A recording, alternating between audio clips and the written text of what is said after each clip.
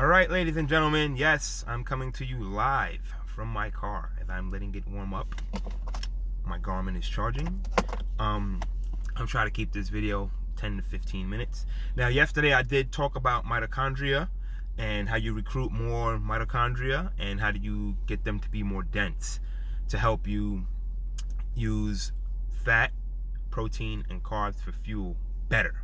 All right, so I'm going to piggyback off of that, and you'll see a lot of elite athletes, East Africans, they go back home, they train in Kenya, they train in Addis Ababa. Addis Ababa is the capital of Ethiopia. It's really elevated. And even Americans, elites, they'll train in Flagstaff, Arizona, Hoka and Nazareth, up top in elevation. And people in Colorado, they'll go and train in Boulder.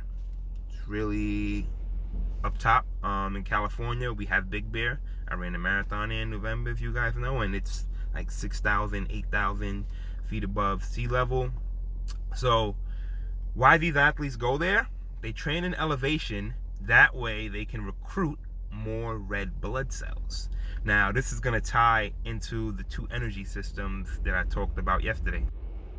Aerobic and anaerobic. Now, anaerobic is when you're running really hard and you can't hold the pace really long because your body can't get in enough oxygen to its muscles and you fall off the pace. Now, if you recruit more red blood cells, you can take in more oxygen, help you run faster, longer. Now, us regular common folk who can't afford to leave work and just move to Flagstaff and train, or Boulder, or Ethiopia, or Kenya, whatever the case may be, here is what we have to do in order to recruit more red blood cells. Leafy greens. That is what we should be eating. They have folic acid in it. Folic acid will boost your red blood cell count. And we're talking mustard greens, kale, spinach, all these greens will definitely help you recruit more red blood cells, and it will help you run faster, longer. All right, now I'm going to get into today's topic of how to have a marathon course work for you so you can run your best marathon, in-race fueling, some of the stuff that I use, and pre-race fueling, and what I would eat the day before the marathon and the days prior to it. So now, every time you see like a nutrition facts on something, it always says based on a 2,000 calorie diet, right? But let's say for argument's sakes, you're like me, you're a greedy pig, and you don't eat 2,000 calories. You eat 3,000 calories. So now, whatever that number on the package says, it's skewed. So let's say you eat something and it has protein in it, and it says 30% your daily value based off of 2,000 calories. But if you eat 3,000 calories, it's no longer 30%. It's knocked down to 20%. And that's my case. So I'm a big fan of sodium. Why? Because sodium helps you retain water. Water is very important. You don't want to run a race and start to lose water, and water will make you lose water. You'll cramp up. You lose electrolytes. So I'm a big proponent of sodium. Magnesium. Magnesium is very important. It helps regulate your blood glucose level. Now, if you eat a lot of carbs while you run, you'll kind of try to get spikes in your blood glucose level, and magnesium will help to try to keep that pretty steady. So magnesium is very important. Also, magnesium helps you use fat, protein, and carbs efficiently for fuel. So magnesium is very important. Sodium, magnesium, potassium, they all help with muscle contractions. So you don't want to get cramps and all stuff like that. But magnesium is very important. So me personally, here is what I found that works for me. A product that has a lot of sodium in it is what I like to use. And let's see if you guys can read this. Can you read that? Look how much sodium. It's 6 servings in here. Sodium. See it? And it has protein in it too. Now this is beef jerky, by the way. See, it's beef jerky. Now beef has a slow released protein in it. This is a 6-ounce bag, which is good. So that has 6 servings. Each serving says 26%. This is based off of 2,000 calories. 3,000 calories. So we gotta knock a third off that 26%. Let's call it 27%. So 9, 18. So this is really 18% my daily value of sodium in one bag. So if I ate a full bag, that'd be like 105% my daily value of sodium. Awesome. All right. So the night before the race, I'm probably gonna eat half of this bag. I have a gel. This is Morton. Pretty good stuff. Really good stuff. This has sodium in it. It's very good. It does have a lot of carbs in it too. Great product. I don't have the pouch for the packet for the drink mix. I ran out, but I'll have half a bottle in the night maybe. And here's the kicker. Excuse me, guys. A product that not very many people use. See what this says? Gator lights in the bottom. Now I'm gonna swing to the side. Now look at that. Look at the sodium and the potassium and the magnesium. You see the sodium? Look how crazy that is, like 33%. And if the numbers to the right of it is if you mix it with Gatorade. So me personally, I don't mix this with Gatorade because I want more sodium, I want more potassium, more magnesium. Now, I'm gonna open this box and this is the packet. Now this stuff, pretty much, it tastes like granulated salt. It tastes disgusting. When you mix it in 20-ounce Gatorade, it tastes phenomenal. You barely taste it in the Gatorade. Now for me, I take the packet. I actually have a packet down here from my last 50K I didn't use. Take the packet, rip it open. You pour about a third of the packet in your mouth. A third of it. And if you want to use the Gatorade, you don't want to use Morton, that's fine. You get some Gatorade in and wash it down immediately because it tastes terrible. You got to do that 3 times. If you're Macho Man, you can do it 2 times and get down the whole packet. So the night before the race, I'm trying to get down 2 of these. Now this says 33% your daily value of sodium based off of 2,000 calories again. So I'm doing more like 3,000. So this is really like 22% my daily value of sodium. So if I get 2 of these down, it's 44%. A full 17-ounce bottle of Morton. I don't remember the sodium numbers on it, unfortunately, but it's pretty high too. So I get 44% from here.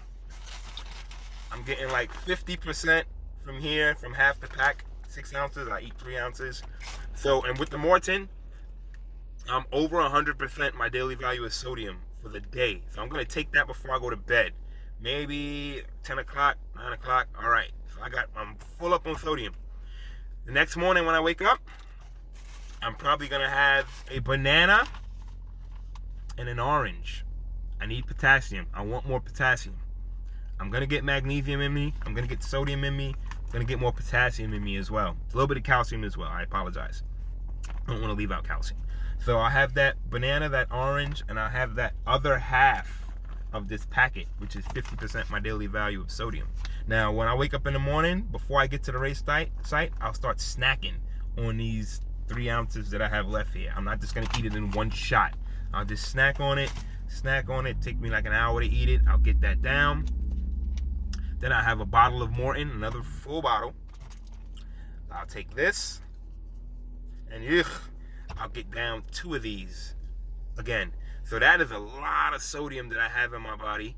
I got a good amount of potassium in my body now, as well as magnesium. So I'm all electrolyte the hell up. But this is stuff that you have to experiment with, because you could end up creating an electrolyte imbalance in your body from using all this stuff, and it could really go bad for you and cause you trouble.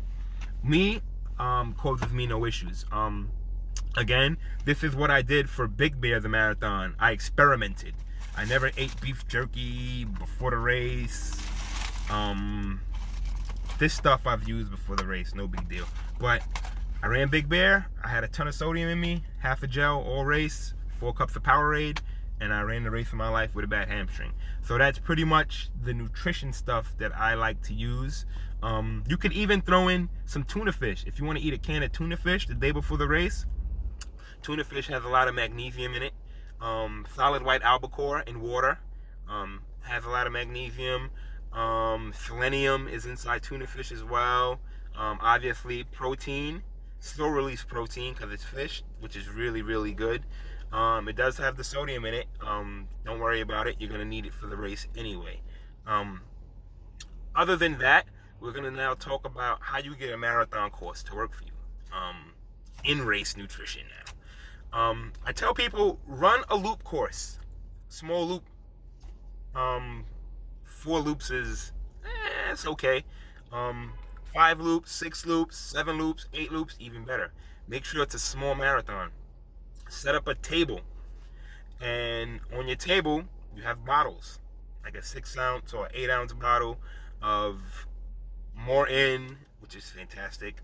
Tailwind, Scratch. Some people use None for some reason. No idea why.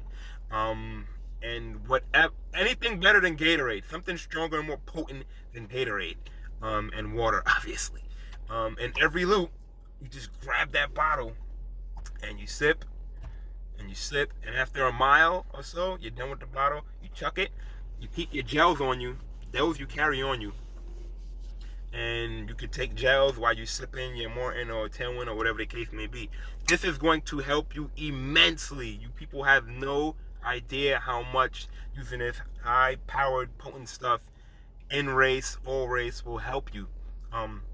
My 2 fastest marathons on a flat course are 2:43.13 and 2:39.40. Coincidentally, they were the 5K loop course. Every loop, I had a bottle. I didn't take any gels on race because I had that every 5K loop. About 19 minutes, 20 minutes, I had a bottle. Every 20 minutes, 19 minutes, I had a bottle, and I was getting in Morton. Helps you a lot. You can also put bananas on your table. What else? Oranges on your table. Anything with more electrolytes in it to help you out and make you run a better race. Now, you might be able to run, let's say you need 3 hours and 30 minutes to BQ. Now, you might run 3:34 or 3:33 on a flat course, point A to point B, which is great. And you might fade off in the end a little bit. Now, if you're running this loop course and you constantly have your own electrolyte drink that you normally drink when you train and you're getting it every loop, that might make you 3 minutes faster. Might make you 4 minutes faster. So it might turn your 3:33 or 3:34, get you under 3:30, and you might run 3:29.30. A lot of people don't take advantage of this. Why? I'm not really quite sure. I get a lot of negative feedback on it, like, oh my God, all these loops and loops, I go crazy. I'm like, aren't you trying to qualify for Boston? I mean, if you don't want to go and run a downhill marathon like this and qualify that way, why don't you not just make a regular flat course work for you by running loops? A lot of people are against it. They don't like it. They don't think they can mentally do it, but that's them. Me, I have no problem with it. So that's all that I have to discuss today, guys. I have to get to work because now my mileage is probably going to get cut short, and I have to run again tonight. Today is supposed to be a 20-mile day. Thank you, guys, for tuning in. Once again, my name is Ronald Joseph. You can find me on Instagram at Ron, RONJ 1983, on Strava at Ron, RON Joseph, JOSEPH, and once again on Facebook, it's Ronald Joseph or Ron Joseph. You'll see the black guy with some running kind of picture, and that's me. Thank you, guys, and you guys have a very good day. Eventually, if this channel starts to take off, I'm going to be doing giveaways. I have sneakers that I've never worn. I have sneakers with like 5 miles on them. I have a ton of clothes that I could give away. I have a lot of stuff. So if this gets going, somebody's going to get lucky and they're going to have some nice, I'm a Nike guy, by the way, guys, if you can see, pretty much. So somebody's going to have some nice Nike gear. Thank you, guys, and you have a very good morning, afternoon, and evening.